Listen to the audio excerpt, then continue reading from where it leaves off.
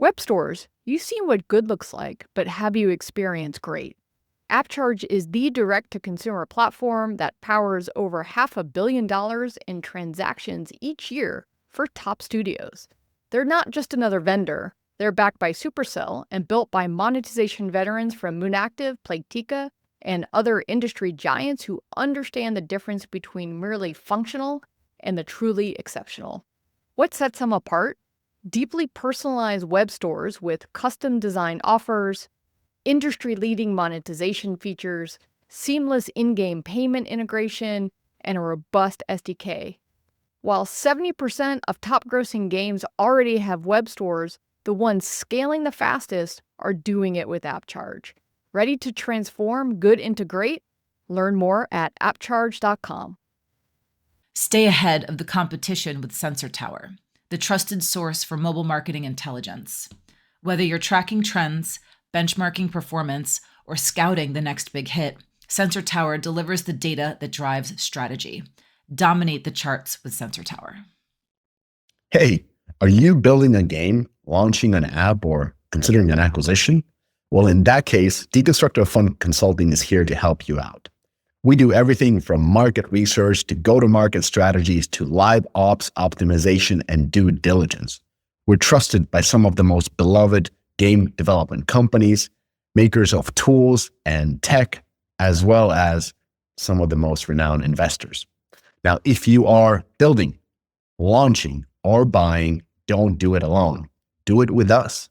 Connect by emailing to consulting@deconstructoroffun.com. Hello, everyone, and welcome to Deconstructor of Fun, This Week in Games 335, game industry news by game industry insiders. Today, we only have three of us, but first, I'm Jen Donahoe. I fill the marketing and publishing Yoda role on the podcast.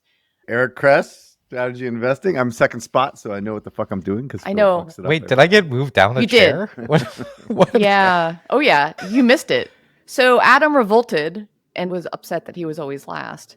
And so I moved him first, and then I just decided to demote you since every time I go to you first, you fail. So you were demoted to last. Chaos is a ladder. Okay, fine. Good Fine. Game of Thrones reference. Monetizations are so black. Dejected monetizations are. All right. Aspiring first chair. Oh, little known fact, I used to play the cello, and so I actually know that first chair is a reference to orchestra. What did you play? Did you play something? No. Okay. Oh, all right. What? All right. No. You I just played know... the trumpet. No, You did? It was a Star Trek reference, but No, first chair is not a Star Trek reference. was not the vice captain. Who's the second in command in No, Star it's Trek? number one. Yeah, the number one. First chair. Well, It's not oh, first. it's not. Okay. As a Star Trek fan, it's me not too. first chair. Me too. Idiot. As You a should've Riker stuck- fan. Dude, you should have stuck with the fact that you had a reference from the orchestra. That makes you look smart. Now you look like a No. fucking moron, right? Nah, it's okay. I'll take it. I'll take it on the chin. Oof. All right. Here's what we have on the episode today. We're going to recap our events. Cress and I had the off the record event in LA, and Phil hung out with rich people. We'll talk about that later. Phil makes a plea for more web stores. Shocking from the monetization guy. Cress dances on the CEO grave of Embracer. Summer Games Fest was this weekend in LA and around all of the protests, which was a little bit challenging here. Xbox has a handheld. Well, actually two, and I'm going to talk about that. Switch 2 is selling a bunch of game updates. WWDC from Apple happened on Monday, and we're going to cover this and, probably shit on this. They have a new dedicated games app with a new, incredibly innovative, amazing, transparent UI. And the name of it is Liquid Ass. So, all right, sorry, I need a correction because the new UI isn't actually innovative or actually visible. If you're anyone or even an old person, I can't even see with this UI. But for those who missed the best meme of the internet on Monday, this is why all marketers must make assumptions about where the little YouTube icon is going to come up on your thumbnail.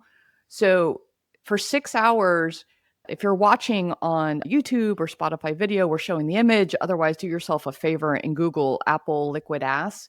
You'll see it because they fixed it. but the little YouTube icon was right up in front of the GL. And so Apple's image said liquid ass. And if you know what liquid ass is, it's actually a product. Google that too. It's pretty funny. So very funny. Not funny? You guys don't love this? No, Apple is just funny these days. They've really lost their way. But, we'll get to it. All right. So banter. Phil, what do you got? Yeah, so I was in Singapore last week at the Play Venture Summit. This was an awesome time. I got to be in Singapore for some extra days personally as well. Crazy Rich Asians delivers. It is everything that was promised. This is an urbanist dream.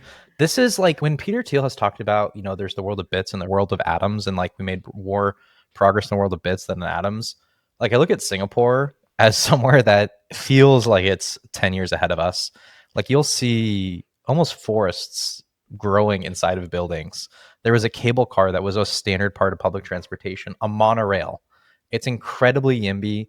It's a low tax structure place. The only thing I really can't figure out is this public housing situation. But I would say besides that, this is everything that was promised. Really, really interesting place. Really interesting political history if people are interested in that. And Play Ventures put on a really, really good show. And I was fortunate enough to speak, and I met some great people there. How did you get an invite to that? Like, did they get the email wrong? No, they listened to the number one Game Economist podcast, I'm sure. The Game Economist cast, which I went to represent. That's super cool, Phil. Yeah, so we looked at some things that were big themes in 2024 and like what the update was in 2025. And I think there's just some surprising stuff that people aren't keeping track of. The growth of ChatGPT is really interesting. Look at your sensor tower data. Like it looks like a consumer product. I think those things have kind of been underreported and were a lot of fun to explore. Oh, nice. Yeah, I actually looked through his deck. I thought it was pretty good. So. Oh, and pretty good.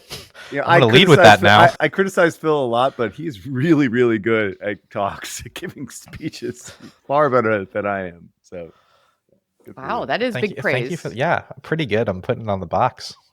Yeah, no, Phil, you do great. Yeah, I mean, we've done projects together, and yeah, from a deck perspective and an information and a speaking perspective, you rock at that stuff. So I know we give you shit, but.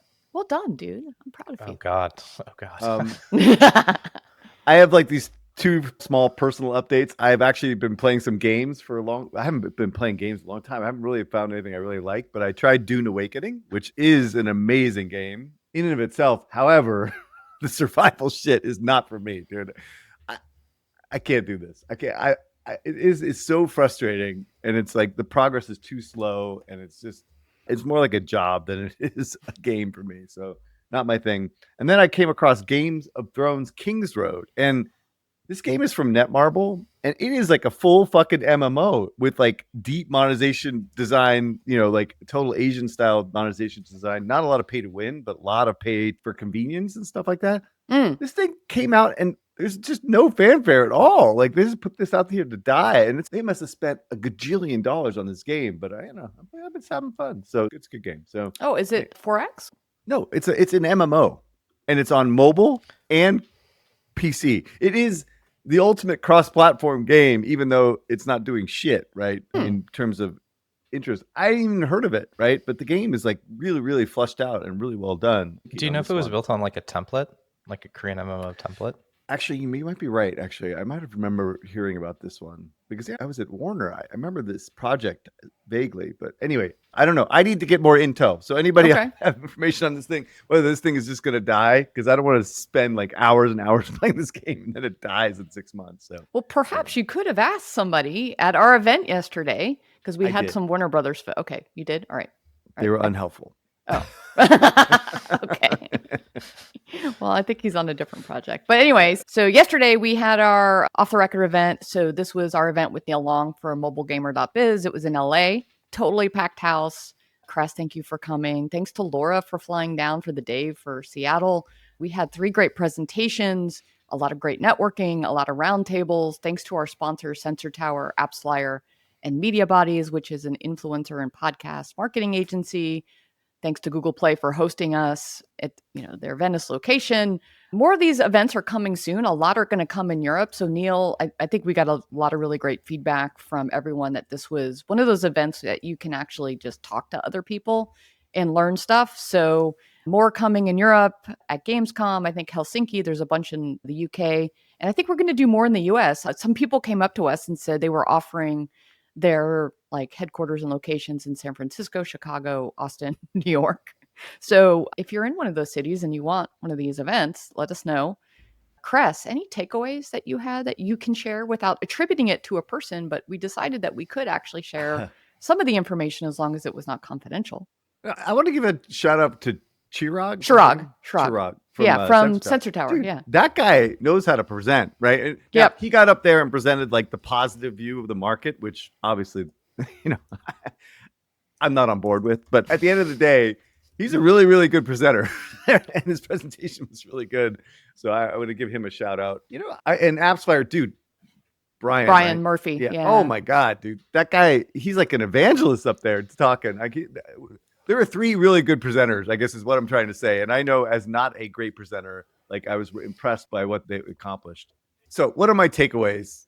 I still think people are kind of like in recovery mode to try to figure out what's next. It seems everyone's kind of looking for answers. And I think, it's continuing to be a tough market for a lot of people, but it was a really, really good event. The roundtables really, at least worked on my table, at least. And talking to people, getting their opinion on what's happening, innovation versus iteration was one of my big subjects and stuff like that. So anyway, yeah, it was good. Awesome. Well, thank you for coming and, doing that. My table, we obviously gravitated towards, go-to-market UA things. I was asking if people are actually turning Game Center on again, and it seems like they are. They're putting the Game Center games SDK in because you kind of feel like you have to because it's Apple. But not many people were excited about it, to be honest. They were like, this is a great app from 10 years ago where I wish this was out 10 years ago. But yeah, and then, Sarah from Media Bodies was the other presenter who I think really gave people a good idea of influencer marketing framework. How do you actually look at measuring this? Did you like that, Cress? There was actual measurement systems in there. Dude, she was good. Again, a very, very good, eloquent speaker, but she also explained exactly how influencer marketing works, like in terms of what you're trying to accomplish, the 10-day programs, the type of influencers that you can target, the budgets, the quote unquote KPIs. Of course, I have some question about whether or not that's even possible to track. But anyway, no, yeah,